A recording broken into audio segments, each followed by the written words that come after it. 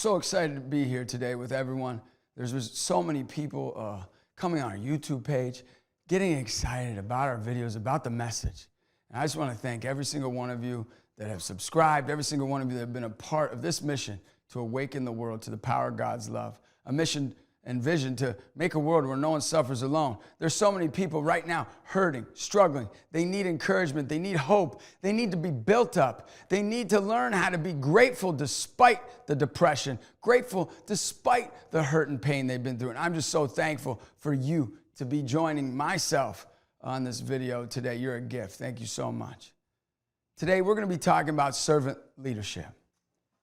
The top 3 points we're going to be talking about servant leadership is, number 1, the top 5 servant leaders of all time.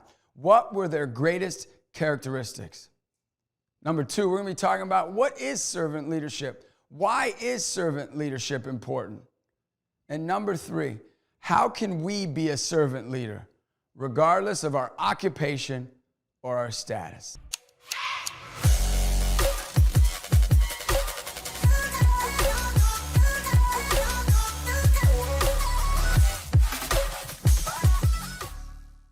Just so you know, everyone's a servant leader, or maybe they aren't living as a servant leader.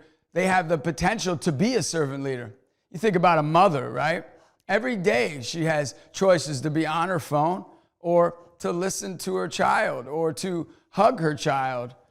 Every day a father has a choice to put down his work or to put down the great, it's grilling season, so, to get out, to put down the great barbecue he's got going out on the front porch there or on the back porch, and to look his kid in the eye and say, how can I help you? How can I be there for you? We have so many ways, whether you're a daughter, a son, a friend, that we can be servant leaders in everyday life. But I want to talk first about the top 5 servant leaders of all time. And what were their greatest characteristics?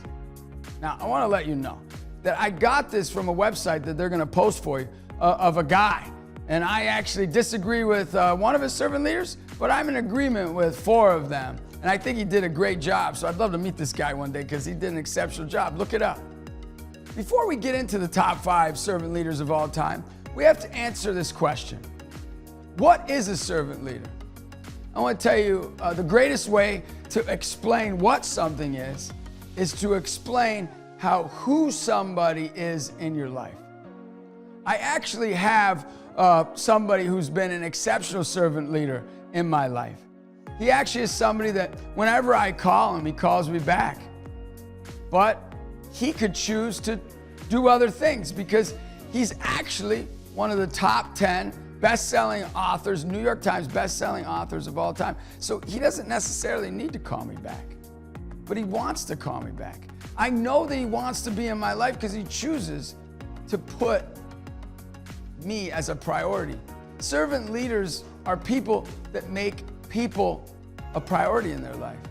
I can tell you that this person not only does that, but when he is in town, we go to lunch once or twice a year, every time that he's in town. And when we go to lunch, I can tell you he does a way better job than me because maybe I'll be talking about myself or talking about my dreams or what I hope or what I'd like to do. He sits there and he just listens. He listens and listens and listens. And then, just slightly, he'll give advice. Just gently, he'll share a story with me. He'll make me laugh. He'll be all about me. And I'm not there yet, so that's why I'm not on the top 5 servant leaders. But of my life, I can say that this guy is somebody that when I told him I got a low score on my SATs, he says, well, you only beat me by 40. You see, a servant leader also is somebody that wants to say the truth about his life and doesn't strive to make himself look better, but shares the truth about who and what he is. And this friend, his name's Ken Blanchard. And Ken Blanchard's been somebody who spent a lot of time with me. I just like to thank him for the time he spent with me. I appreciate him. And I can tell you right now that he's one of my servant leaders of all time in my own personal life. along with my wife, because she's got to deal with me, and along with a lot of our staff and a lot of my friends, because guess what? They're a gift. But I'd like to share a brief description of the truth about this article that was wrote about the top 5 leaders, servant leaders of all time. Rick Conlow. He's a CEO and founder of an international consulting and training coaching firm. And we agreed on, like I said, four out of the 5, I believe, but I really believe that this article really has a great impact, so make sure to look it up. Number 5, Abraham Lincoln. Okay, first of all, this guy failed miserably. Anybody who's a servant leader realizes that if they fail miserably, most servant leaders will never give up. You see, servant leaders don't stop just because they failed. Abraham Lincoln actually lost 8 political elections, and he failed in 2 businesses. You see, a servant leader has a quality about him. It's called perseverance, never give up attitude, a bulldog tenacity. Servant leaders don't give up. They never give up. They fall down, get back up, fall down, get back up. See, he wanted to be president, he said, of the United States of America because he believed it was the best way he could serve his fellow Americans. See, a servant leader doesn't look at what other people think is best. What they do is they say, whether I fail or not, I'm going to do my very best for them. It's like a father. A father doesn't say, oh, well, I'm not going to love you because you don't think it's good enough. They're going to love their family anyways. And a mother doesn't say, hey, I'm not going to give it all I got because you know what? They might think it's not good enough. No, the mother gets up every single day, like yourself or like others, and says, you know what? Whether people think it's the best or not, I'm going to do my very best. And a servant leader like Abraham Lincoln, my 5th servant leader of all time, yes, he was somebody that said, I'm going to do good regardless of what anyone thinks. He served his nation in some of the darkest hours during the Civil War. He helped preserve the nation and abolish slavery. You see, he didn't run. See, servant leaders don't run from the reality. Like right now, our nation is in distress, turmoil. Almost 50% of the nation suffering with anxiety, depression, the dissensions, the factions, all the struggles, the religious versus the non-religious, the arrogant versus and the selfish versus those that are just doing their best. We've got, blacks, whites, Hispanics. We've got the problem, China, America. I mean, come on.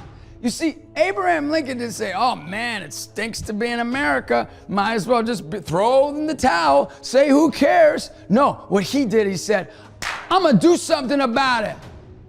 And that's what we need to do. We need to be like Abraham Lincoln, one of the greatest servant leaders of all time. And Abraham Lincoln said this. He said, I don't like that man. I must get to know him better. And don't we need to do that right now in our country? You don't like someone or someone's stance? I think we should get to know them better. I think we should take them out to eat, give them a hug, care for their kids, hang out at their home. I saw a great man who, you know what he decided to do?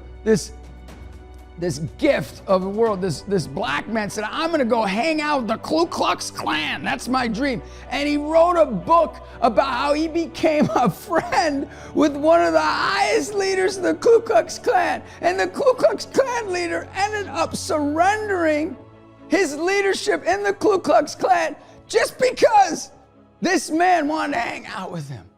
And he became friends with him. That's what we need to do. Number 4, greatest servant leaders of all time. I like this one because I like the movies. Yeah, I don't know if you like the movie, but I don't mind the movies, watching the movies sometimes. Nelson Mandela. Watch the movie Invictus. Now, I like it because I played rugby in college. My wife said she used to have to, close her eyes because I was one of the smallest guys on the field. I'd get cracked. I'd call my dad, right, at night, and be like, Dad, I had a game. And he goes, can you call me tomorrow when you speak English? Because I can't understand you right now. But in this movie, it's all about rugby. And in this rugby match, and through this rugby team, Nelson Mandela used the culture and the sport of rugby to help assist him in ending apartheid. You see, Nelson Mandela did the same thing. He didn't say, hey, I disagree with that captain. If you watch the movie, that captain of the team, he said, you know what? I'm gonna work with that sports team to help me abolish the apartheid. And guess what? He did it. That's what servant leaders do. They don't say this can't happen. They say it can happen. They don't say this is hard. And it's actually something on my heart. That's why I started coaching basketball. Because I saw what was going on with Black Lives Matter and all the racism in our country. I said, that's not true. White, black, green, blue, pink, or orange. If you go love somebody, love will transform any team. Love will transform any society. Patience, kindness, gentleness, compassion. And I love Nelson Mandela because he was the first black president of South Africa. He changed that country's spirit by selflessness. He showed heroic virtue. Virtue, not just being a hero, but being selfless and putting his sword down by fighting to bring liberty and justice for his people so that every single person in South Africa could be accepted, loved, and believed in. And that's what we need now. He worked to make education a part of all people's lives. And he worked to defeat HIV and the AIDS crisis in Africa. Nelson Mandela, he wasn't perfect. You can judge him for whatever you want, but he was a gift. And this is what he said. He says, it is better to lead from behind and to put others in front, especially when you celebrate victory, when nice things occur. You take the front line when there's danger. Then people will appreciate your leadership. What Nelson Mandela is saying is this: when great things happen, give credit to others. When bad things happen, you take the head. I know in my own personal life, there are things in our mission and speaking and what we do with our team here, our staff, where they say, hey, you're a jerk, you're a this, you're a that. I don't want to ever blame our staff or our mission team. My goal is to say, you know what, how can I do better? How can I be a better man? I want to be more like Nelson Mandela. He's a gift.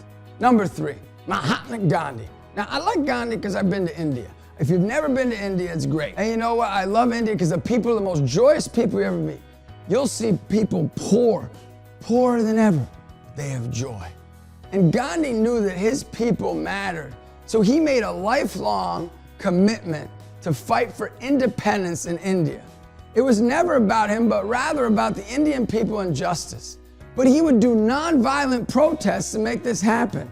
And what he did more than anything was, he said, look, you can hurt me, but don't hurt them. He actually said a quote, he said, the best way to find yourself is to lose yourself in the service of others. And isn't that what we need? We need to start serving others, giving back. And the reason Gandhi was such a gift is that he suffered greatly. But he took that suffering upon himself to show that the services of others were most important. We need to be like these greatest servant leaders of all time. And number 2, Mother Teresa. She dedicated her life to the poor and sick. She established the Missionaries of Charity. She established a home for the dying. She won the Nobel Peace Prize in 1979. You see, what she did was she cared for those who couldn't care about themselves. Servant leaders always find ways to care about others more than themselves. It was like my mother when I was growing up. I struggled in school. So she say, oh, he's an idiot, he's not smart enough. No, she sat with me, she cried with me. She told me how tough it was for her. You see, that's what Mother Teresa did. She didn't say, oh, things are okay in my life. She says, no, I want to make things better for other people's lives. She's like my mother. I just texted my mother, to build her up. And I said, Mom, you are the best mother a kid could ever have. And I don't share that. I'm sure all of you would share that with your mother. But for me, she was the best because she always wanted what was best for me more than even herself. And that's servant leadership. And that's Mother Teresa. She said this, what you spend years building may be destroyed overnight, but build it anyway. She said this too. They say and criticize that your intentions are evil, do it anyway. She said, they say you're hateful, love them anyways. She believed to love no matter what. And that's one of the big things I think servant leadership is all about, loving no matter what. Great job, Mother Teresa. I hope to see you in heaven one day. All right? Number one. Now, this is where me and Rick, I hope to meet you one day, but we're going to have a little disagreement. The number one servant leader of all time. Now, nobody would pick this guy. All right? He's never made a top 5 list. Nobody's ever picked this guy. And that's why I pick him, because everybody forgets about him. You see, servant leaders are okay with being forgotten, provided they do what is good. They're okay with nobody even remembering them. This guy actually, what I believe, he lived with 2 perfect people. He was the only one that made mistakes in his family. This guy was the husband of Mary. Saint Joseph is the number one servant leader of all time. You want to know why? He followed God's commandments. Why else? He had the ability to crush a woman and send her to her death, and he wouldn't have had any problems. And he said, I don't want her to be hurt. He actually was told that he was marrying an adulterer, somebody that cheated on him, and back then that's horrible. To the point of death, those women could be killed. But Saint Joseph decided to commit to her no matter what. And that's what we need to do. When we know our convictions are right and good and noble, we need to live by the conviction to do what is right regardless of the circumstances. You see, Saint Joseph was regarded as the patron of workers. He actually had several feast days dedicated to him. He also was known as the patron of sickness and a happy death. But the best thing about St. Joseph was this. St. Joseph did amazing things because he didn't care who got the credit. We need to be like St. Joseph. Let's not care about the credit. You're the first time, St. Joseph. Remember that. I put you on a top 5 list, buddy. But guess what? I'll remember you. Hopefully you remember me. But guess what? St. Joseph doesn't care about being remembered, so who cares? Now I want to tell you, the man who goes down above and beyond any servant leader who we all should look at. I don't even call him the greatest servant leader of all time because he's beyond servant leadership. And you should watch this video. If you didn't watch the whole thing, you should watch the whole thing so you can find out the top 5. But this guy right here is the number one beyond servant leadership of all time. Bet you know what I'm going to say. Jesus Christ. Jesus Christ was perfect. He's my Savior. He's my God. He said, do unto others as you like them to do unto you. He said, there is no greater love than this than to lay down one's life for one's friends. Perfect, we believe, no faults of his own. He said, Father, forgive them. They know not what they do. The greatest servant leader of all time was Jesus Christ? No, he was the greatest leader beyond servant leadership. He went above and beyond servant leadership. We need to ask him to help us to be a servant leader. We need to ask him to strengthen us to be a servant leader. If you think you can't be a servant leader, you want to know why? Because you don't follow Jesus. You see, the only way I can be a servant leader is if I follow Jesus Christ. You see, Jesus Christ humbled himself and became obedient to the point of death, even death on a cross. See, even Jesus had to humble himself, even though he didn't have to do it. He did humble himself. You see, that's what true servant leadership's about. You don't have to do it, but you do it anyways. He said, I'm the Son of God. But guess what? I'll deal with people treating me like garbage. Right now in my life, I can tell you, I'm going through some of the toughest times. How many of you are going through some of the toughest times in your life? I go through tough times because guess what? You pour out love for others. You give them hugs. You might take care of them. You might encourage them in any way you can. Write them letters. Put them on a pedestal. Kind of try to do your best to treat them like Christ. And then they treat you like trash. You're ready to go to lunch, have a dinner, celebrate for them. I'm sure a lot of you out there, I'm not the only one. You're like me. But Jesus is my example. My job is to say, I need to be like Jesus. We have to put down our pride and say, I'm going to overlook these insults, these mockeries, these discouragements. And we're going to ask ourselves the age-old question, what would Jesus do? And what would Jesus do? He'd be selfless like St. Joseph. He'd be servant-hearted like Mother Teresa. He'd be compassionate like Nelson Mandela. He'd have a conviction for what is good like Mahatma Gandhi. He'd commit to the growth of other people in the nation like Abraham Lincoln. He'd build community. He wouldn't look at what others aren't doing. He'd look at what he can do. And one gift I want to give you all that I believe servant leadership is all about, it's about being sensitive to what's wrong in our society and be sensitive to the suffering that we see. If there's one thing that a servant leader can do, they can make sure to be sensitive to those that are hurting. I went and did a public school assembly, and you'd think that every kid that believed what I believe would come up and hug me. But what I noticed at the end of the assembly is that all these kids that were hugging me are kids that I knew believed different things that I believed. What I learned in that moment is servant leadership isn't about loving someone because they believe what you believe. Servant leadership's about loving no matter what. You see, my buddy Ken Blanchard, who's one of my mentors, wrote a book called Lead Like Jesus.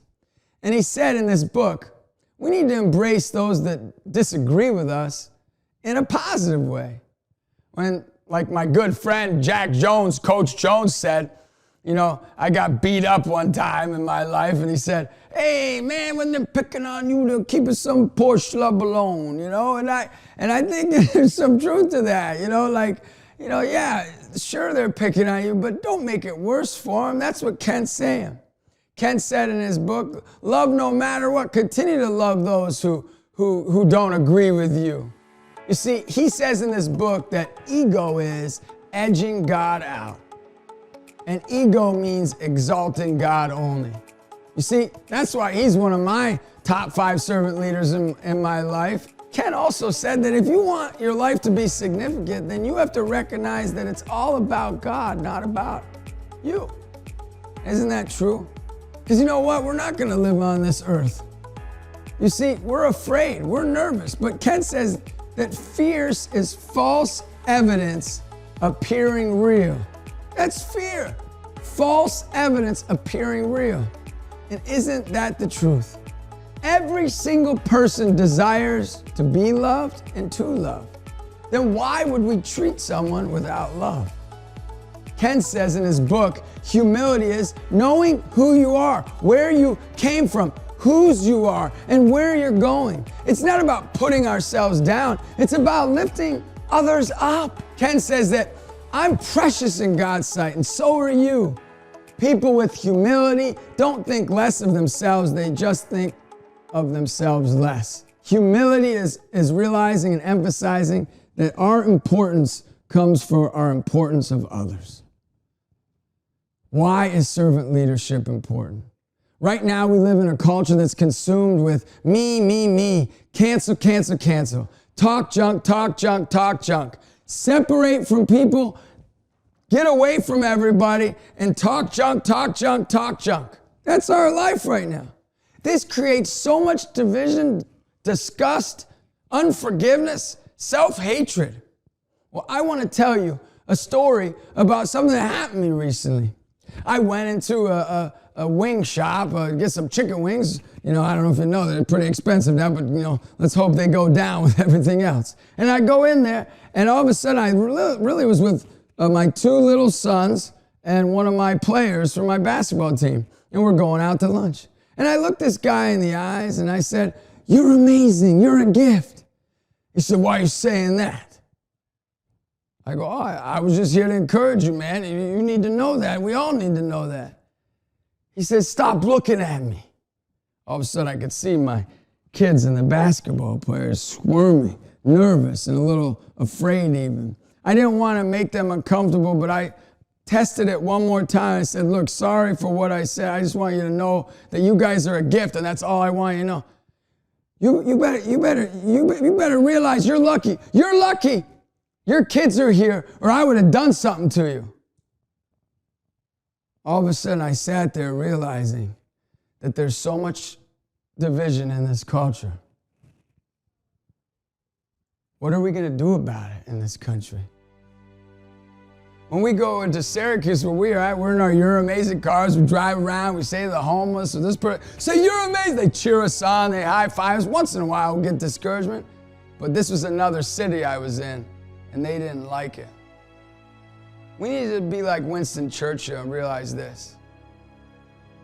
We can make a living by what we get, or we can make a life by what we give. It's not going to be easy. But servant leadership has to be about what we give. That's why we do it. We give back regardless of the cost. Right now, I've decided that I believe servant leadership is one of the most important gifts we can give back to the world. So how can we be a servant leader regardless of our occupation or our status? Well, I've decided one thing that I hope to do with my life starting now is to develop encouragement coaches. I believe every single person can be an encouragement coach. I'm actually going to be writing a book on encouragement coaching. I'm an AAU basketball coach right now, but guess what? I found out everybody's a coach. Mom, dad, sister, brother, aunt, uncle, yep, janitor, teacher, doctor, lawyer. You're a coach, I'm a coach, we're all coaches. And I believe that this book is going to outline the 8 principles to help us to be better servant leaders, to be an encouragement coach. I know you probably got an encouragement coach like my mom in your life or like Ken Blanchard. Who's your encouragement coach? Make sure to thank them. Text them right now. Build them up. Say thank you for encouraging me and being there for me. You see, encouragement coaching starts not with me, but you watching this video. You see, what we do with our life isn't as important as who we are. I want to tell you a story.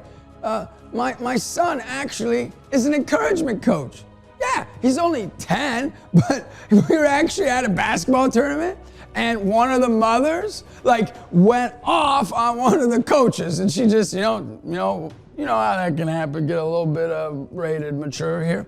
And so all of a sudden, I get a text, and the text says, from the mom, I want to apologize to JP. I'm sorry I went off like that on the coach. Please tell JP that I said I'm sorry. You see, my son JP, she didn't apologize to me. She apologized to her encouragement coach, my son. He didn't have to say anything. My son's kind. My son doesn't say negative things about others. Maybe his brothers and sisters once in a while, but not the kids on the team or the parents. He'll sit the bench and he'll get in there, and he shouldn't be sitting the bench. Trust me. I don't want to be an encouragement coach. Sometimes I'm sitting there going, what's going on here? He shouldn't sit the bench, but he sits the bench anyways. And you know what? When he goes in, he plays with all his heart, humbly. He high-fives kids. He'll even high-five a kid that's not even on his team. The parents, everybody's watching. Encouragement coaching isn't about what somebody does, what qualifications they have, how many Instagram followers they have. Encouragement coaching is about who you are. And who my son is an encouragement coach. And I'll tell him that, and I believe that. This mother said sorry to the who, not to the what. You see what I'm saying? You see, who we are is what matters. A son, a friend, a player. But his name is JP, and he is an encouragement coach. And you can be an encouragement coach too. What are some tips to be an encouragement coach or a great servant leader? We need to be humble. Humble isn't being quiet. A lot of you are like, oh, he's loud, he's not humble. She's quiet, she's humble. No, maybe they're both arrogant, or maybe they're both servant leaders. Being humble means we celebrate others. Being humble means that we want others to do better than we do, provided we do our very best. Another way to be a great servant leader and encouragement coach is, who can we build up? I want you just to write down, who are 2 or 3 people you can build up? You can see what's best for them. Who can we walk with where we gain nothing? John Wooden says this: be true to yourself, help others, make each day your masterpiece, make friendship fine art, drink deeply from good books, especially the Bible, build a shelter against a rainy day, give thanks for your blessings, and pray for guidance every day. The great coach John Wooden said that, and you know what? It's just like Jesus in the garden. He said, you know what? It's worth it to do good, even though I want to give up. It's what Jesus did when he got scourged at the pillar. He said, I want to do good, even though it doesn't feel too good. You see, a servant leader doesn't do good when it feels good, and doesn't do good when it's easy. A servant leader does good all the time. When they fail at doing good, they say sorry. They raise their hand and say, I messed up. They don't let their ego get in the way. They exalt God only, and they get out there, and with their human strength and God's grace, they let the world know, like Jesus Christ know, that I'm gonna love with all my heart, with all my soul, and with all my strength. I want to tell you, one of the greatest ways to be a servant leader is to admit that you haven't been a servant leader. There are times I'll go home and say to my daughter or my son, I'll say, hey guys, I'm not the best dad here. I'm sorry that I let you down. And I need you in my life to be a better dad. Every time when I do that, my kids don't say, you're a loser, you're an idiot, you're a nothing. Every single time my kids go, Dad, you're my dad. You're a gift. And they encourage me and build me up. You see, sharing our weaknesses where we need help is sometimes the best way to be a servant leader. It's tough to admit that we need to be better at servant leadership. It's tough to admit when we're wrong and we need help. There was one time my son needed help. He said, Dad, I don't feel so good right now. I said, why not? He says, I don't know. He says, my brain, it says bad things in there, my head. And there was a little guy, and I said, well, what are you hearing in there? He says, it says I'm not good enough. It says this.